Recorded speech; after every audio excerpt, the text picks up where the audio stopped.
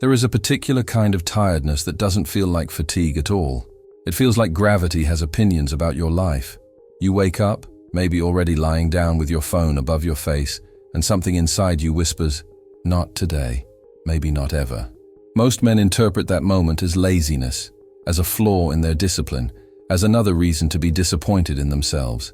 But that is the first unconscious mistake most people make, assuming the body is failing, when in reality, the body is speaking.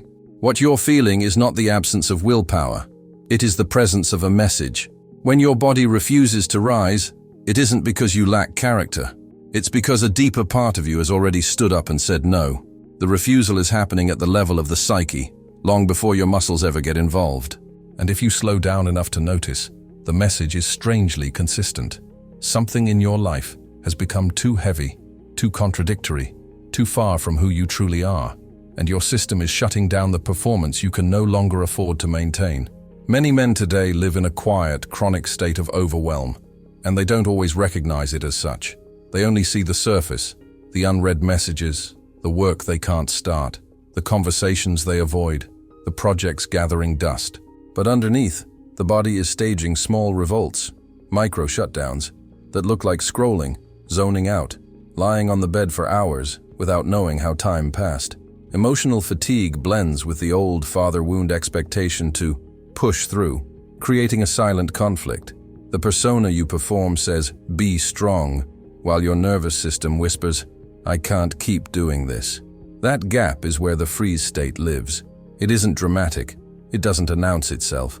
It just thickens the air around you until every task feels like walking through wet concrete.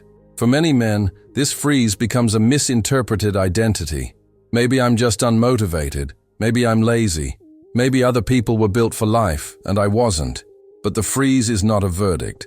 It is a sign that your psyche has run out of negotiation room. The body collapses when the expectations placed on you, by others or by the man you pretend to be, become impossible to carry. And here's the part that's hard to admit, yet strangely relieving once it's spoken aloud. Sometimes your exhaustion isn't about needing rest. It's about rebellion.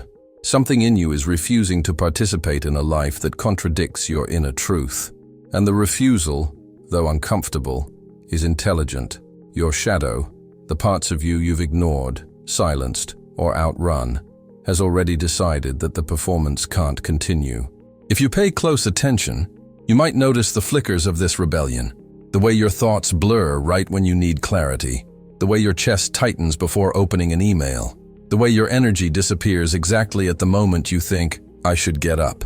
These sensations aren't failures. They are communications. They tell you that your persona, the version of yourself curated for acceptance, praise, responsibility, or survival, has overextended itself, and the deeper self is withdrawing energy from a life lived out of alignment. Here is a reframing line to sit with for a moment. Exhaustion is what happens when your truth outruns your performance. And for many men, that performance began early. A father who demanded competence but not vulnerability. A family culture where emotions were interruptions, not information. A school or church environment where worth was measured by obedience, strength, productivity, or moral perfection. When you grow up inside those narratives, it becomes easy to mistake collapse for laziness, and even easier to blame yourself for not being able to push harder. But your body isn't sabotaging you. It's protecting you from reenacting an identity that was never fully yours. There is a sentence here that may feel slightly confronting, and if it lands, most men pause the video.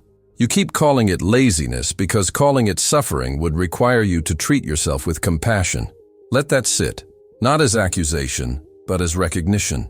Many men find it easier to be angry at themselves than to acknowledge they're hurting. Self-blame feels more familiar than self-understanding. As we move deeper into this chapter, notice how your body responds. Perhaps a small exhale, perhaps a little discomfort, perhaps a subtle sense of being seen. All of those responses are valid. The goal here is not to fix anything, but to create enough clarity that the confusion begins to loosen. We're about to explore the psychological stakes of this shutdown, and why your body sometimes refuses to participate in the life your mind keeps insisting you should live. Jung would describe this moment as the collapse of the persona, the mask you wear to play your expected roles. When that mask becomes too tight, when it asks too much, When it contradicts too many parts of you, the psyche revolts. And the revolt often looks like lying down. But here is the part most men miss. The exhaustion is not random. It is targeted. It appears specifically at the places where your life stops matching your inner world. And the harder you push yourself, the more your psyche pulls the brakes, because pushing reinforces the very identity that is suffocating you. If you want to test this idea for a moment, not as a solution, but as an experiment in awareness, you might notice what happens in your body when you imagine getting up right now. Do your shoulders tighten? Does your breath shorten? Does your mind produce a rapid list of reasons to delay? These reactions are not laziness. They're information about a system at capacity. Before we close this introduction, let me offer a line that might become an anchor for you in the next 30 minutes. The urge to lie down is not a failure of discipline. It is a message from the parts of you that still care about your life. And if you stay with me, especially until the midpoint, you'll hear a pattern that most men never notice. A pattern that explains why, the more you push, the more your soul refuses to move. When you understand that pattern, the entire "I want to lie down all day" cycle begins to make sense. Next, we'll step into the first layer beneath this exhaustion, the hidden freeze that forms when masculine drive collides with the inner child you muted long ago. Let's go there gently. There's a particular moment many men know but rarely name. It's the moment when you tell yourself, "I'm just tired." Yet the tiredness doesn't behave like fatigue.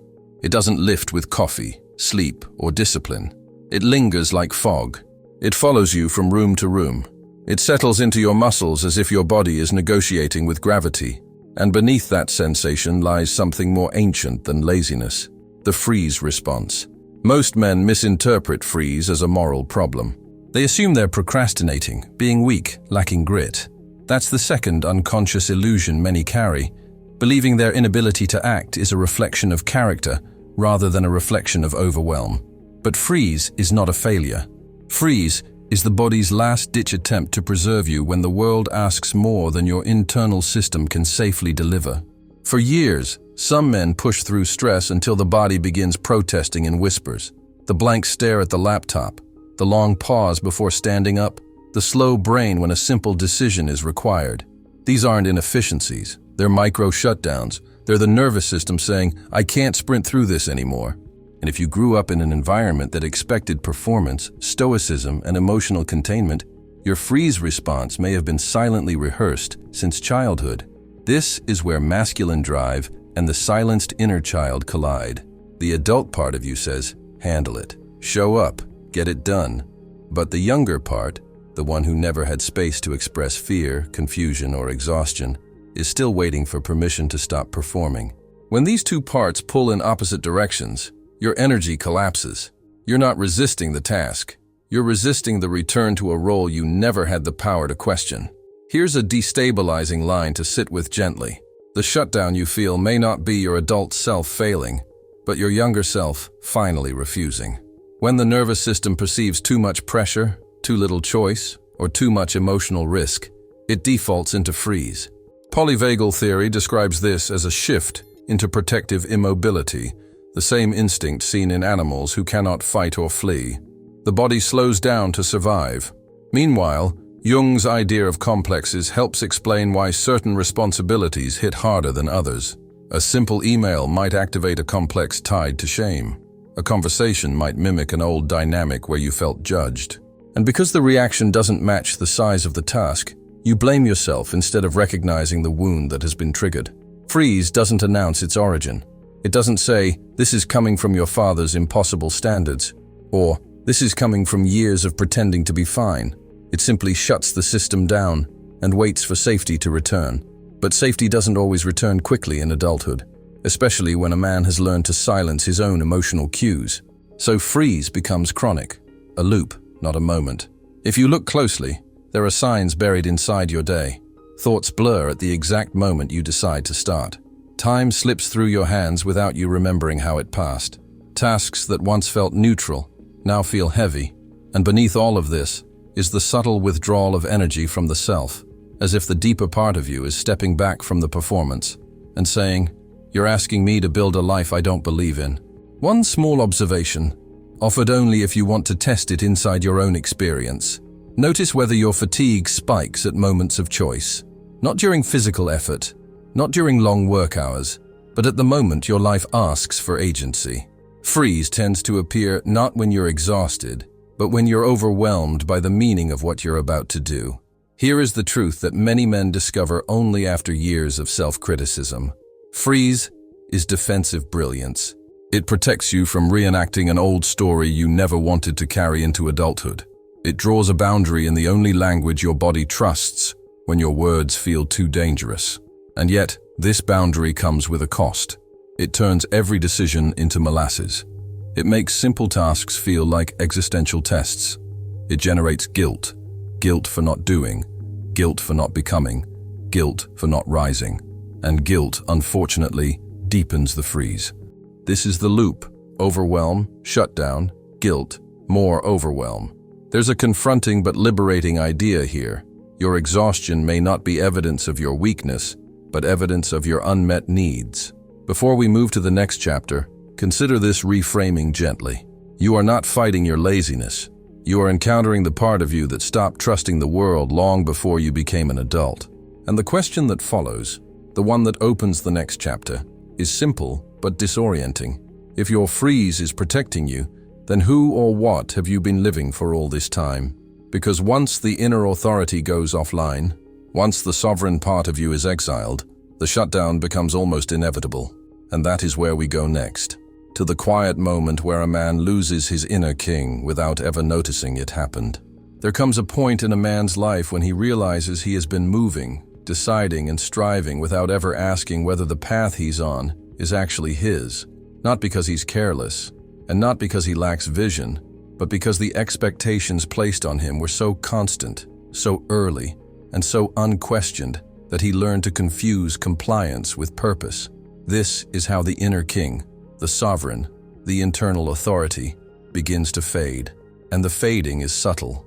It doesn't happen through a dramatic collapse. It happens through a series of small agreements, saying yes when the body whispered no, prioritizing the needs of others over your own sense of direction, sacrificing authenticity for approval. Over time, a man becomes an expert at performing competence while quietly losing connection to what he actually wants. This is one of the illusions many men carry without realizing it, assuming they are choosing their life when they are actually maintaining it out of obligation. When Jung spoke of the loss of the inner king, he wasn't referring to ego or power. He meant something far quieter, the erosion of inner authority, the disappearance of the voice inside that says, "This is my path," instead of, "This is what I'm supposed to do." When that voice weakens, even success feels strangely hollow. Tasks become heavy, not because the work is too much, but because none of it feels like it belongs to you. And this is where exhaustion begins to behave not like fatigue, but like protest. Many men describe this moment with surprising consistency. The world sees them as reliable, capable, disciplined, but internally they feel disconnected, drained, and strangely absent from their own life. They go through the motions with the same precision they always have, yet the spark that once drove them feels dimmed.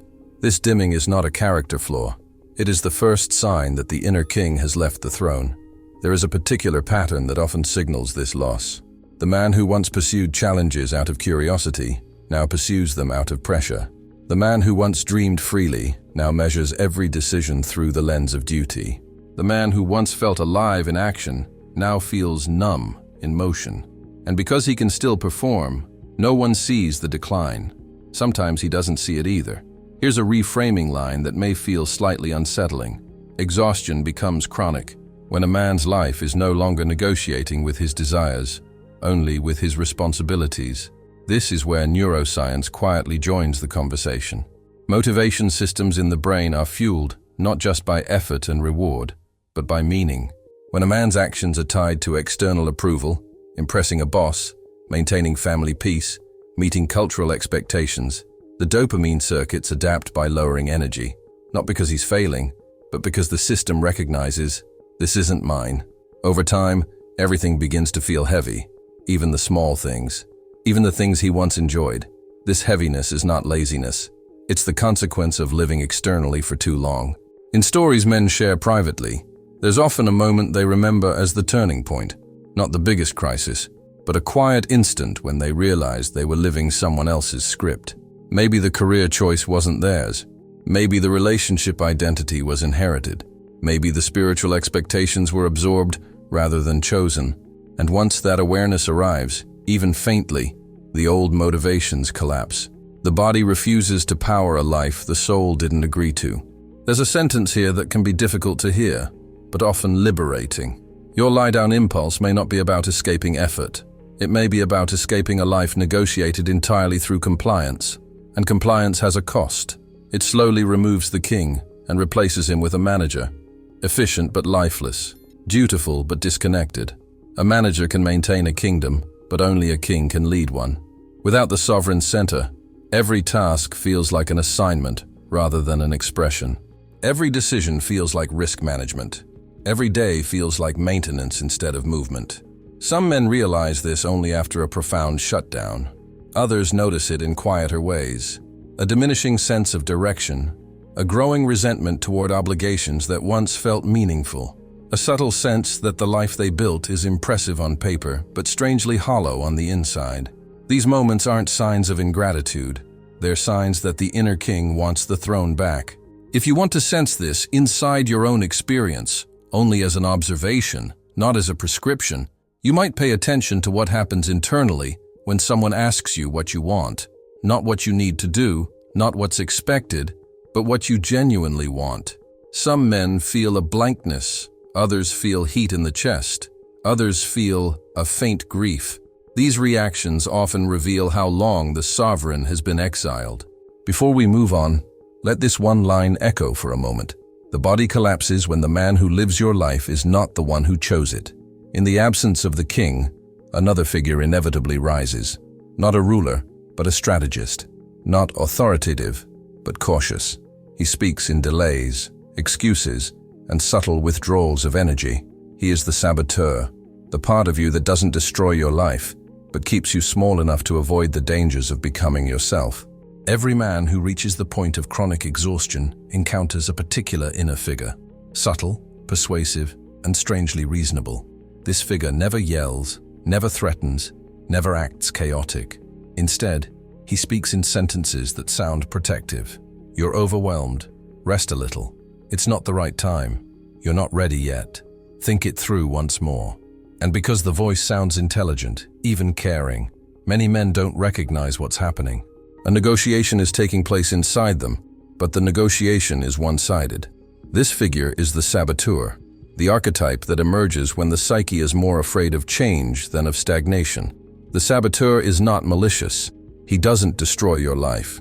Instead, he keeps you exactly where you are, not out of laziness, but out of fear that moving forward would cost you something you're not prepared to lose. And here lies another unconscious illusion many men carry, assuming their resistance is about the difficulty of the task, when often it is about the threat that growth poses to their identity. The saboteur's timing is precise. Days may pass with manageable energy, enough to function, enough to maintain. But the moment a real shift approaches, a boundary you've avoided, a project that would expand you, a conversation that matters, fatigue descends like a curtain. Not the soft tiredness of a sleepless night, but a strategic emptiness. Suddenly your limbs feel heavy, your mind gets foggy, you lose momentum, and you tell yourself, I'll do it tomorrow. The brilliance of the saboteur is that he uses logic to disguise fear. Cognitive science helps us understand this. The brain prefers the familiar, even when the familiar is painful. Anything that threatens your established identity, even if that identity is exhausted, overwhelmed, or chronically self-sacrificing, feels dangerous. So the saboteur offers reasons that sound responsible. He reframes hesitation as caution. He reframes avoidance as emotional self-preservation. And because you cannot argue with the logic, you comply. Here is a reframing line that often shifts a man's entire understanding of himself. The resistance you feel is not resistance to effort. It is resistance to identity change. This is why lying down feels so compelling in the exact moment you want to move your life forward. Rest becomes a sanctuary, not because your body truly needs recovery, but because your psyche is trying to protect the current version of you from dissolving. Growth, in Jungian terms, always asks for a small death, the death of an outdated self-concept, and the saboteur is devoted to preventing that death. You may notice something subtle in your own experience. The fatigue does not appear when you are doing meaningless, repetitive tasks. It appears when something important is at stake, when a decision would alter a relationship, when a conversation would expose a truth, when a commitment would force you to stop living as the man you were trained to be. The saboteur knows that small shifts ripple into large transformations, and so he intervenes at the threshold. If you observe this carefully, you might recognize the patterns. The sudden need to research more, the sudden belief that you must fix your mood before you act, the sudden desire to lie down right when clarity is required. These are not expressions of weakness. They are expressions of fear, carrying the mask of reason. There is one sentence that may feel slightly confronting, but many men find it clarifying. The saboteur doesn't fear failure. He fears the version of you who would emerge if you stopped shrinking. That version of you would disrupt the dynamics you've maintained for years. He would speak differently, choose differently, hold boundaries differently. He would no longer carry the weight of other people's expectations. And that level of freedom, although beautiful, can feel destabilizing when you've lived your life through duty and compliance. The fatigue you feel at decisive moments is a symptom of this internal confrontation. The adult self wants to rise. The frightened self wants to hide. And the saboteur mediates the conflict by generating just enough exhaustion to keep you still. Not destroyed, not broken, just still. If you're curious to explore this internally, not as a prescription, but as an experiment in awareness, notice which moments of your life reliably activate this fatigue. Is it when you're about to assert yourself? When you're about to try something that matters? When you're about to disrupt a dynamic that depends on your silence? These moments reveal more about your psychology than the exhaustion itself. Before we transition, let this reframing echo for a moment. Lying down may not be your way of giving up. It may be the only way your system knows how to protect the version of you that feels safest. But beneath the saboteur lies a wound that runs deeper than fear of change. It is rooted not in ambition, but in worth. Not in identity, but in early conditioning. And that wound determines your relationship to energy more than any mindset ever could. Next, we step into the mother wound economy, the place where many men first learned that rest must be earned and that worth must be proven. There is a particular pattern that shows up in many men long before adulthood, long before careers, relationships, or responsibilities. It begins quietly in childhood, in the atmosphere of a home where affection was available but conditional, where rest was tolerated but not honored, and where a boy learned that being still made him noticeable in the wrong way. In homes like these, love was something you earned, not intentionally, not maliciously, but structurally. You were praised when you performed, valued when you were useful, encouraged when you achieved.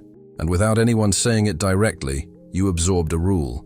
Energy must be justified. This is the foundation of the mother wound economy, not a criticism of mothers, but a name for the emotional environment where a child receives nurture on the condition that he continues to meet the needs around him.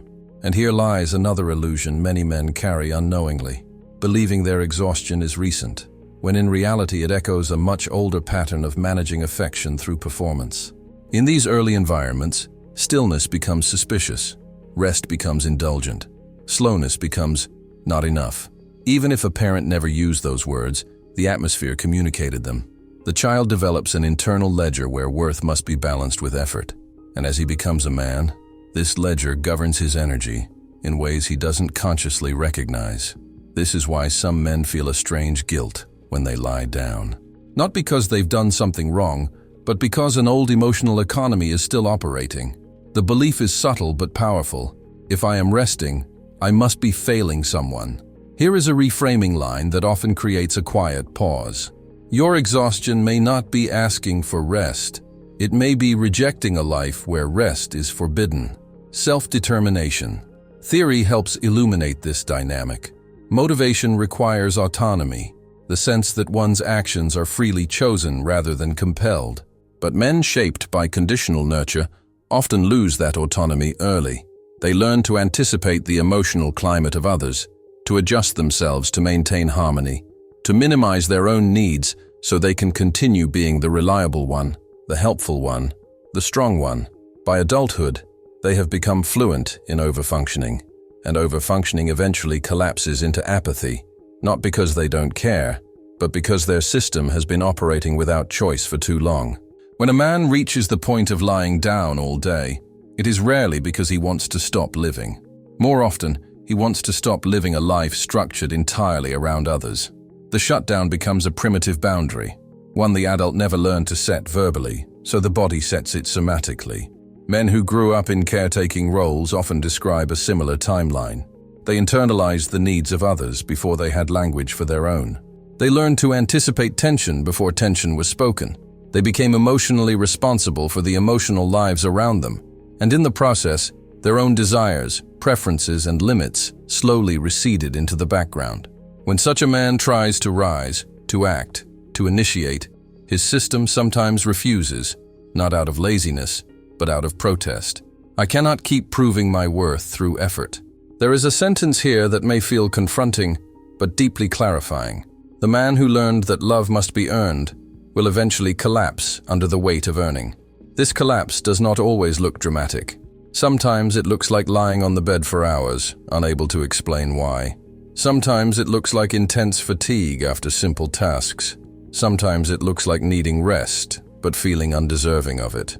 And sometimes it looks like a life that functions on the outside but feels emotionally bankrupt on the inside. If you want to observe this gently within your own experience, notice what happens in your body when you imagine resting without permission. Does your chest tighten? Does your mind generate reasons you should be doing something else? Does guilt appear without a clear cause? These reactions often indicate the presence of an inherited emotional economy, one where rest was a privilege, not a birthright. And yet, something remarkable happens when men begin to unlink affection from productivity. They start to glimpse a different rhythm, one where energy is no longer extracted by obligation, but released by authenticity. In stories shared quietly with therapists and friends, men describe a slow return of vitality once they stop performing for connection. Not a surge of motivation, but a gradual reawakening, as if the nervous system finally recognizes that it no longer needs to pay for belonging. Before moving to the next chapter, consider this reframing. The desire to lie down is not always a request for comfort. Sometimes it is the psyche's way of renegotiating worth. But there is a deeper layer still, an archetypal battlefield where a man's energy is lost long before exhaustion sets in. It is the conflict between two inner forces that shape every man's life, the warrior and the monk. And understanding their tension reveals why your system sometimes collapses, even when nothing external is wrong. Every man carries two ancient forces within him, two currents that have shaped masculine experience for as long as stories have been told. One current pushes him into the world with purpose and direction. The other pulls him inward towards stillness and reflection. These two forces are the warrior and the monk, and when they fall out of rhythm, a man's energy begins to scatter, then thin, then collapse altogether. The warrior is the part of you that wants movement, not mindless productivity, but meaningful engagement. He is the force that says, "Let me build something. Let me test myself. Let me protect what matters." When the warrior leads, you feel a sense of direction. Even when life is difficult, you feel yourself oriented towards something real. The monk, however, speaks a different language. He is the part of you that seeks quiet, integration, spiritual depth, and the wisdom that comes from stepping back rather than charging forward. The monk values interior life, not as withdrawal, but as calibration. When the monk leads, you feel grounded, observant, intentional. Both are necessary. Both are noble. But when a man becomes overly identified with one, the other begins to starve. And when one starves, fatigue appears. Not the fatigue of a long day, but the existential exhaustion of a system working without balance. Here is a reframing line that often shifts a man's perspective. Exhaustion is not always a lack of energy. Sometimes it is energy fighting itself. Some men live entirely as warriors. They push, strive, produce, endure, and conquer. They build careers, hold families together, carry responsibilities without pause. But because they have no internal relationship with stillness, their warrior burns through their reserves. The monk, ignored for too long, begins pulling the emergency brake. The shutdown shows up as depression, apathy, sudden withdrawals of energy, or an overwhelming desire to disappear into the bed. Not because the warrior is wrong, but because he has been leading alone. Other men default to the monk. They seek safety in introspection, quiet routines, spiritual exploration, or emotional retreat. They avoid conflict, not out of fear, but out of a longing for peace. Yet without the warrior's ability to engage the world, their inner life becomes static. They feel calm, but directionless, rested, but wasted. The warrior, deprived of purpose, slowly withers, leaving behind a life that feels small, underexpressed, or suspended between intention and action. When these two archetypes oppose each other instead of cooperating, the nervous system becomes confused. One part says, move. The other says, stop. One part says, fight for your life. The other says, withdraw until it makes sense. And the body responds to the contradiction by collapsing the signal altogether. Fatigue becomes the referee. If movement and stillness cannot agree, the body interrupts both. Some men describe this inner conflict as a sense of being pulled in opposite directions. Others experience it as a subtle dread when making decisions. Others simply feel trapped between wanting a life of substance and wanting a life free of noise. These sensations are not personal flaws. They are archetypal tensions that every man inherits in one form or another. Jung once described the transcendent function as the psychic process that arises when opposing parts of the self are held long enough for something new to emerge. Before that new synthesis appears, the tension often feels unbearable. The exhaustion you feel may be the pressure of two truths inside you demanding recognition at the same time. If you want to sense this conflict within yourself, gently, without trying to solve it, you might notice which part of you tends to dominate. Does your warrior insist on constant movement, even when your body aches for silence? Does your monk retreat into reflection so deeply that action feels dangerous or unnecessary? Or do you oscillate between the two, burning intensely for short periods and then collapsing into long stretches of withdrawal? There is a sentence that often lands with precision. You are not tired because you lack strength. You are tired because you haven't found a life where your strength and your stillness work together. Traditional warrior cultures understood this. They trained with intensity and rested with intention. They saw solitude as preparation, action as expression, stillness as strategy. The modern world, however, often separates these qualities. It celebrates relentless motion but shames quiet reflection. Or it romanticizes spiritual retreat while neglecting the necessity of grounded action. And many men, trying to live inside these narrow expectations, lose access to one half of their psyche.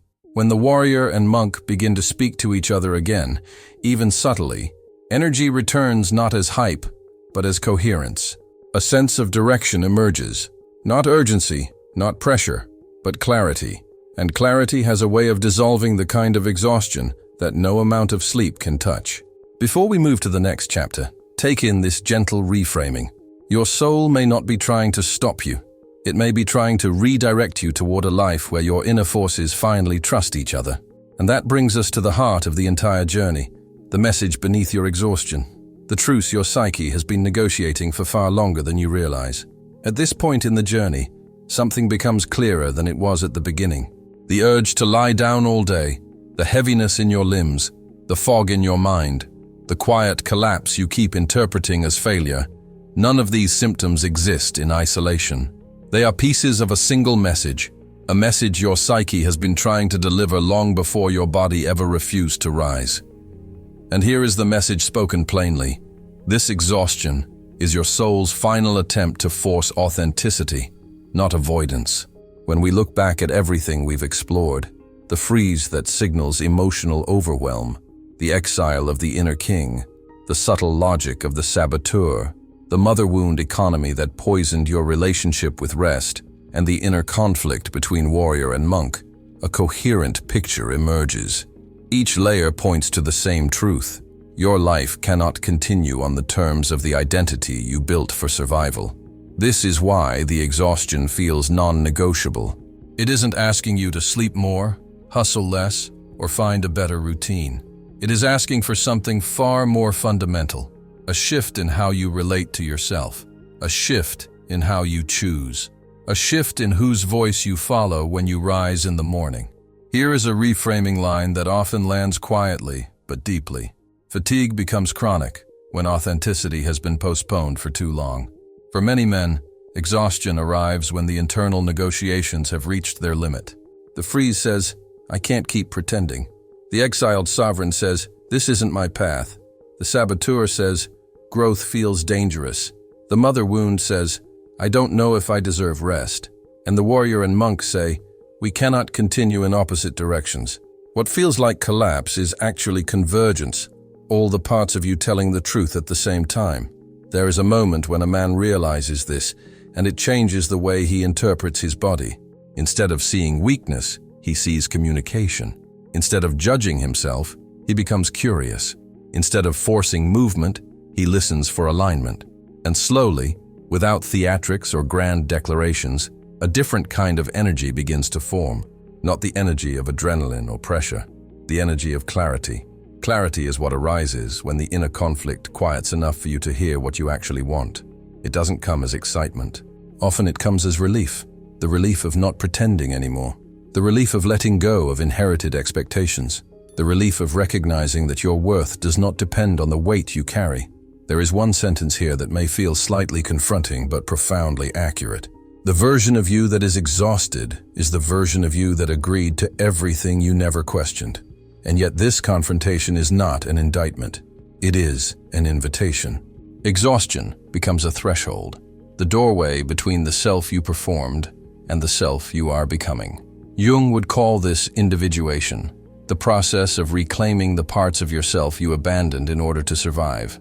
And thresholds, by nature, are uncomfortable. They stretch you, they disorient you, they strip away certainty so that something more honest can emerge. If you imagine your life for a moment, not as a series of responsibilities, but as a bow pulled back over many years, the image begins to shift. The tension in your chest, the tightness in your jaw, the heaviness in your limbs, these sensations are not signs that the bow is breaking. They are signs that the bow has been held at full draw for too long, and the shaking you feel is not the prelude to collapse, but the preparation for release. Your soul isn't breaking. It's preparing trajectory. The exhaustion that forced you to the bed, the floor, the couch, the dark room, that exhaustion has not been punishing you. It has been negotiating on your behalf, negotiating for a life more aligned with truth than with performance, negotiating for a rhythm that respects both your warrior and your monk, negotiating for a worthiness that does not depend on your usefulness, negotiating for a sovereignty that returns the authority of your life to you. And the doorway you are standing at now is not a verdict of inadequacy. It is a beginning. Before we close, let this final reframing settle into your body. The part of you that collapsed is the same part of you that wants to live without pretending. If this journey resonated with you, even in one small moment, you are not alone in this experience. Many men carry these patterns silently. Speaking them, even through a single sentence, can create a shift not only in you, but in someone who recognizes himself through your words. If it feels meaningful, you may share one signal you recognized, a subtle pattern, an internal reaction, a sentence that stayed with you. One line is enough. It often helps others see themselves with a little more clarity, the same way you may be seeing yourself right now. And remember, exhaustion is not your enemy. It is the messenger of a life preparing to become more honest.